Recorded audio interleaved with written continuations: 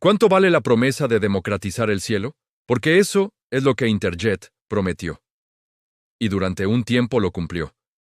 Vuelos baratos, asientos con espacio real para las piernas, sin las humillaciones pequeñas que las aerolíneas de bajo costo habían normalizado, sin cobrar por el equipaje de mano, sin tratar a los pasajeros como ganado con tarjeta de crédito. Era una promesa que en México, un país donde volar había sido durante décadas un privilegio de una minoría con dinero, resonó con una fuerza que convirtió a Interjet en algo más que una aerolínea. Se convirtió en una esperanza. Y luego se convirtió en una de las caídas corporativas más caóticas, más dolorosas y más evitables en la historia de la aviación latinoamericana. Trabajadores sin salario durante meses. Pilotos que dejaban de presentarse porque nadie les pagaba. Aviones varados en aeropuertos porque las deudas con los proveedores de combustible hacían imposible cargarlos. Pasajeros que llegaban a los mostradores a las 5 de la mañana y descubrían que su vuelo no existía, que la aerolínea en la que habían confiado su viaje de negocios, sus vacaciones, la visita a la familia al otro lado del país, simplemente no estaba ahí. Interjet no murió de un golpe. Murió lentamente, en cámara lenta, frente a los ojos de todos.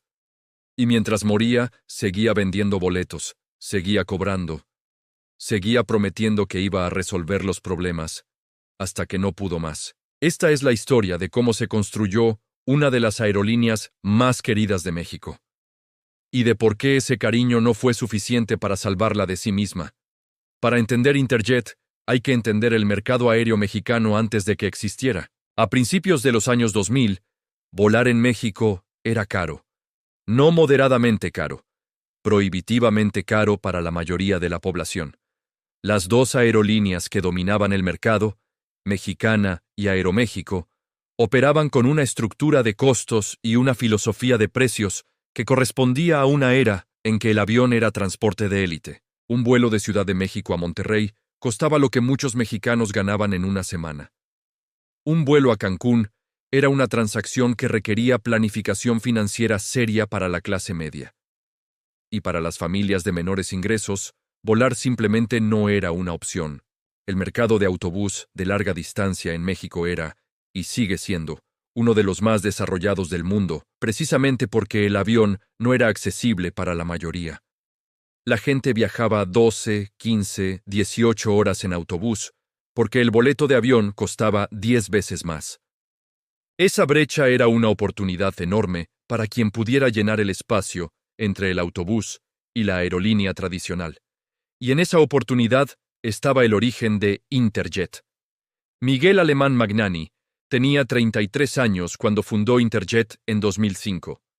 No era un outsider, era todo lo contrario. Su abuelo, Miguel Alemán Valdés, había sido presidente de México de 1946 a 1952. Su padre, Miguel Alemán Velasco, era empresario prominente con intereses en múltiples sectores, incluyendo medios de comunicación. La familia Alemán era, y es, parte de la élite política y económica mexicana con conexiones que atraviesan décadas y administraciones. Esas conexiones no eran un detalle menor.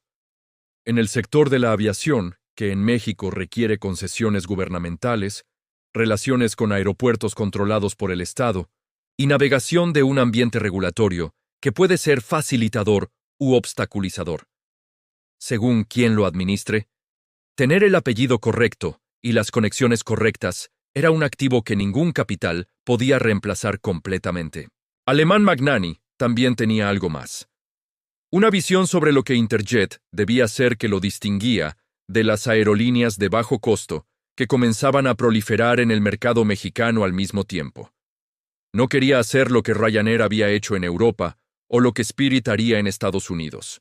No quería la versión más barata y más básica posible del transporte aéreo, donde cada amenidad era un cobro adicional y la experiencia del pasajero era secundaria al precio del boleto.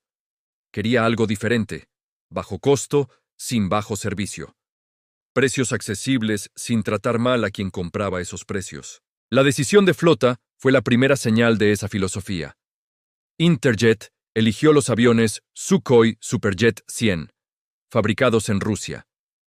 Aviones relativamente nuevos, con cabinas más anchas que los Boeing 737 o Airbus A320, que la mayoría de las aerolíneas de bajo costo usaban, con asientos que tenían más espacio entre filas. El espacio en el asiento no era un detalle estético. Era la declaración central de la propuesta de valor de Interjet. Vuelas barato y cómodo. No tienes que elegir. Y en el espacio entre ese precio y esa comodidad, Interjet encontró un mercado que nadie había servido bien. Los primeros años de Interjet fueron de crecimiento sostenido que validaba la tesis fundacional. La aerolínea comenzó operaciones en 2005 con 4 aviones y rutas domésticas entre las ciudades más importantes de México. Para 2010 tenía 30 aviones. Para 2015, más de 80.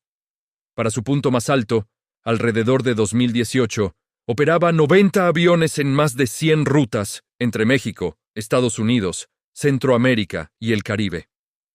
Los números de pasajeros eran igualmente impresionantes. Interjet transportó en su mejor año aproximadamente 16 millones de pasajeros.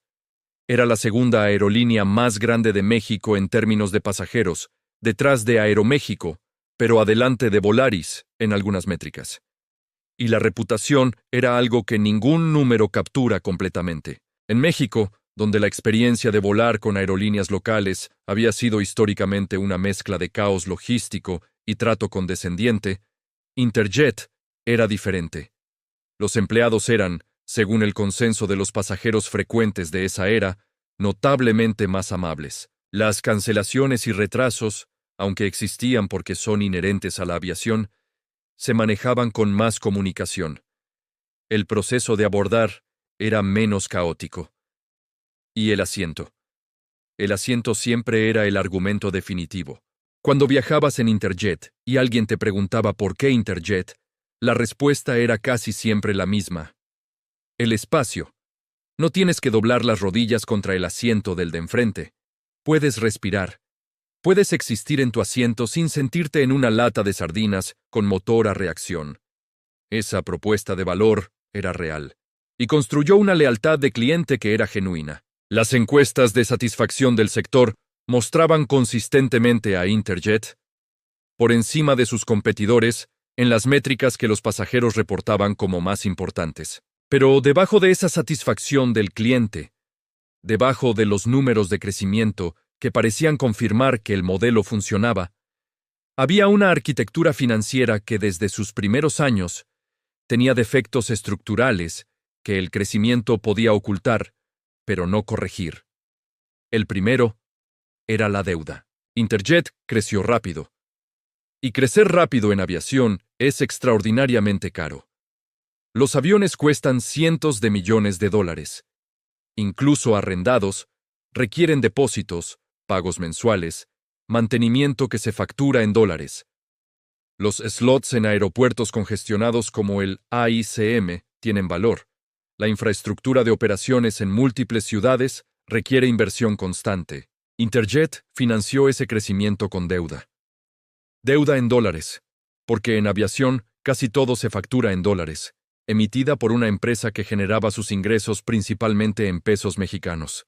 Esa exposición cambiaria, la diferencia entre los dólares que debías y los pesos que ganabas, era un riesgo que cualquier analista de la industria hubiera identificado como el talón de Aquiles del modelo.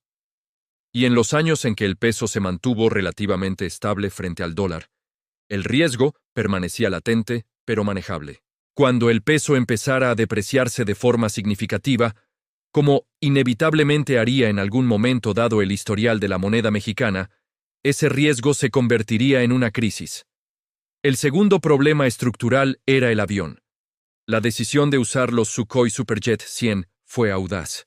Los aviones rusos ofrecían la comodidad de cabina que era central a la propuesta de Interjet, pero traían consigo algo que ningún análisis de la comodidad podía compensar: problemas de mantenimiento. El Superjet 100 era un avión relativamente nuevo y con una cadena de soporte técnico que estaba centrada en Rusia y que en el mercado mexicano era difícil de acceder con la velocidad que las operaciones aéreas requieren. Las refacciones tardaban, los técnicos certificados no abundaban, y los aviones que necesitaban mantenimiento se quedaban en tierra mientras se esperaban partes que venían del otro lado del mundo. La tasa de aviones disponibles de la flota de Sukhoi de Interjet, el porcentaje de aviones que en cualquier momento dado podían volar, era consistentemente más baja que la de aerolíneas con flotas de fabricantes más establecidos en el mercado latinoamericano. Un avión en tierra no genera ingresos, pero sigue generando costos. Los costos fijos de la aviación, arrendamientos, seguros, personal, no desaparecen porque el avión no pueda volar. Esa combinación, deuda en dólares y aviones inmovilizados por problemas de mantenimiento, era la base de una crisis que solo necesitaba el detonador correcto para explotar. El detonador llegó en 2017, y luego otro en 2020. 2017 no fue un año catastrófico para Interjet desde afuera. La aerolínea seguía volando, seguía creciendo en algunas rutas, seguía vendiendo boletos, pero adentro, la acumulación de presiones había llegado a un punto donde los mecanismos normales de gestión financiera dejaban de ser suficientes. La depreciación del peso mexicano frente al dólar que ocurrió entre 2014 y 2017 había hecho que el servicio de la deuda en dólares de Interjet costara significativamente más pesos de lo que había costado cuando se contrató esa deuda. Cada dólar que debían costaba más pesos de los que habían calculado originalmente. El Servicio de Administración Tributaria, el SAT, comenzó a señalar a Interjet por adeudos fiscales que se habían acumulado durante años. Las deudas con el fisco no eran pequeñas, eran de miles de millones de pesos. Y una empresa que ya tenía dificultades para servir su deuda financiera tampoco podía fácilmente ponerse al corriente con el fisco. Los proveedores empezaron a notar que los pagos llegaban tarde. Las empresas que vendían combustible a Interjet, que proveían servicios de handling en los aeropuertos, que mantenían los sistemas de tecnología, empezaron a recibir señales de que la liquidez de la aerolínea no era lo que debía ser. El ciclo vicioso de la crisis de una aerolínea tiene una mecánica propia que cualquiera que haya estudiado el sector reconoce. Cuando los pasajeros pierden confianza en que sus vuelos van a operar, dejan de comprar con anticipación. Y cuando dejan de comprar con anticipación, la aerolínea pierde el flujo de caja adelantado que le permite operar, que a su vez hace que tenga menos dinero para pagar proveedores, que a su vez hace que los proveedores restrinjan el crédito, que a su vez hace que sea más difícil operar los vuelos, que a su vez hace que más pasajeros pierdan confianza. Cada vuelta del espiral aprieta más. Y cuando alguien en el espiral decide que ya no puede esperar, todo se acelera. El primer gran golpe público llegó con los pilotos.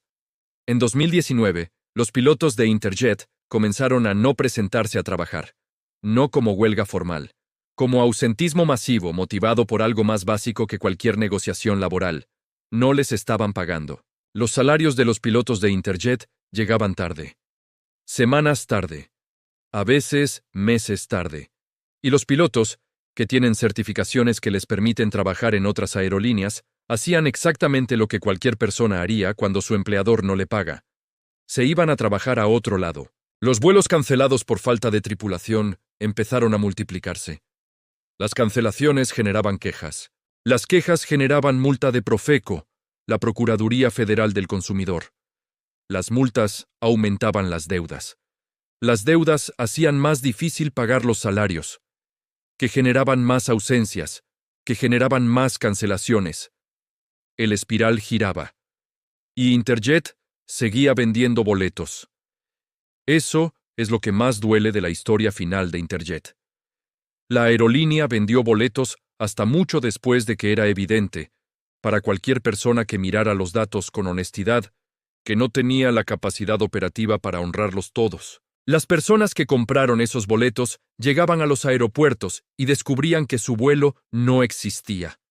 Sin previo aviso en muchos casos, sin alternativa ofrecida, sin reembolso fácil, con un servicio al cliente que estaba tan desbordado por la magnitud del problema que no podía resolver la situación de nadie eficientemente. Familias varadas.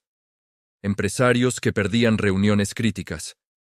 Personas que habían planeado vacaciones durante meses, llegando a aeropuertos a las 4 de la mañana, para descubrir que su vuelo había desaparecido del sistema.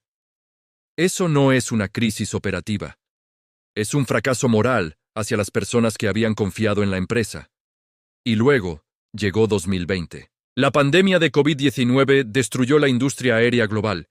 Aerolíneas sanas, con balances sólidos y acceso a crédito, necesitaron rescates gubernamentales masivos para sobrevivir.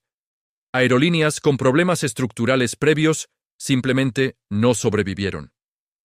Interjet llegó a la pandemia con deudas fiscales de miles de millones de pesos, con adeudos a trabajadores acumulados, con aviones en tierra por falta de mantenimiento, con proveedores que habían cortado el crédito y con una reputación entre los pasajeros que había caído de una de las más queridas a una de las más cuestionadas del mercado. La pandemia no mató a Interjet. Fue el último empujón sobre algo que ya estaba cayendo. Para finales de 2020, Interjet había suspendido prácticamente todas sus operaciones. Sus aviones estaban varados en distintos aeropuertos del país. Algunos fueron embargados por acreedores. Otros simplemente permanecieron en tierra porque no había dinero para el combustible ni personal para volarlos. La empresa, que en su mejor momento había transportado 16 millones de pasajeros al año, estaba, para efectos prácticos, muerta. El proceso legal que siguió al colapso operativo de Interjet fue tan caótico como el colapso mismo. Los trabajadores que no habían recibido sus salarios presentaron demandas. Los proveedores que tenían cuentas por cobrar buscaron recuperar lo que podían. Los pasajeros con boletos pagados y vuelos cancelados esperaron reembolsos que en muchos casos nunca llegaron o llegaron después de procesos largos y frustrantes. Las autoridades fiscales, el SAT, tenía en la lista de deudores a Interjet por cantidades que diversas fuentes estimaban en más de 2.000 millones de pesos. La Profeco tenía su propio expediente de quejas de consumidores que se había acumulado durante años. El gobierno mexicano de López Obrador, que había rescatado a Mexicana de Aviación de una forma diferente, creando una nueva aerolínea estatal bajo ese nombre, no intervino para salvar a Interjet. Las señales que enviaron funcionarios del sector fueron consistentes. Interjet era una empresa privada con problemas propios que debía resolverlos sin recursos públicos. Miguel Alemán Magnani hizo declaraciones periódicas sobre planes de reestructuración, sobre inversionistas interesados, sobre acuerdos con acreedores que estaban cerca de cerrarse, sobre la intención de volver a volar. Las declaraciones se repetían. Los aviones seguían en tierra. Para 2022, los aviones de Interjet, que permanecían en el aeropuerto de Toluca, se habían convertido en una imagen que resumía el colapso con más elocuencia que cualquier estado financiero. Filas de aviones con el logo verde de Interjet, algunos cubiertos de polvo, estacionados en un aeropuerto donde ya no había operaciones de la aerolínea. Los pilotos y técnicos que habían trabajado en Interjet encontraron trabajo en otras aerolíneas. Los que tenían antigüedad en la empresa perdieron beneficios que tardarían años en recuperar. Los que habían puesto sus fondos de ahorro en instrumentos vinculados a la empresa vieron esos fondos deteriorados. Las historias individuales, como siempre ocurre en estos colapsos, son más dolorosas que los números agregados. El piloto con 20 años de carrera que tuvo que empezar de nuevo en otra aerolínea, con menos antigüedad y menos beneficios. El agente demostrador que había dedicado su vida profesional a Interjet y que a los 50 años buscaba trabajo en un sector que no lo conocía fuera del uniforme verde. La familia que había ahorrado durante un año para unas vacaciones y perdió el dinero de los boletos cuando la aerolínea canceló sin reembolsar. Esas historias no tienen resolución limpia. Lo que sí tiene resolución, o al menos tiene una lección que puede articularse, es la pregunta sobre por qué Interjet colapsó de la forma en que colapsó. No fue COVID. La pandemia aceleró el final, pero no lo causó. No fue la competencia. Volaris y Viva Aerobus, que operaban modelos de bajo costo más puros, sobrevivieron la pandemia y emergieron más fuertes. No fue la promesa original. La idea de democratizar el acceso aéreo en México era correcta, y el mercado lo había demostrado con años de crecimiento sostenido. Fue la ejecución financiera. La deuda en dólares que no tenía cobertura cambiaria adecuada. La evasión fiscal que acumuló una deuda con el gobierno que eventualmente se volvió imposible de manejar. La expansión de flota, que continuó cuando los fundamentos financieros no la justificaban. La elección de aviones que resultaron más difíciles y más caros de mantener en el mercado mexicano de lo que el análisis original había anticipado. Y quizás lo más difícil de señalar, pero lo más importante de entender, la falta de transparencia en los últimos años sobre la verdadera situación de la empresa. Los pasajeros que siguieron comprando boletos mientras la empresa sabía que no tenía la capacidad de volar todos esos vuelos. Esa falta de transparencia no es solo un error de gestión. Es una decisión que transfirió el costo de la crisis desde los accionistas y los dueños hacia las personas comunes que confiaron en la empresa para llevarlos de un lugar a otro. Interjet prometió democratizar el cielo mexicano, y durante años lo cumplió. Llevó a millones de personas que nunca habían volado a bordo de un avión. Conectó ciudades que antes estaban separadas por distancias que solo el autobús podía cruzar a un precio accesible. Eso fue real, eso tuvo valor, eso importó. Y también importa lo que pasó después, porque las promesas que no se pueden sostener financieramente no son promesas incompletas. Son préstamos que alguien tiene que pagar.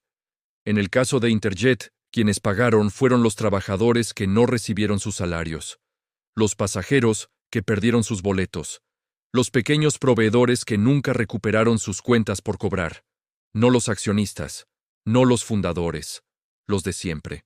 Y esa distribución del costo, esa forma específica en que los beneficios del crecimiento se concentran en unos y el precio del colapso se distribuye entre otros, es la pregunta que Interjet deja sin respuesta satisfactoria.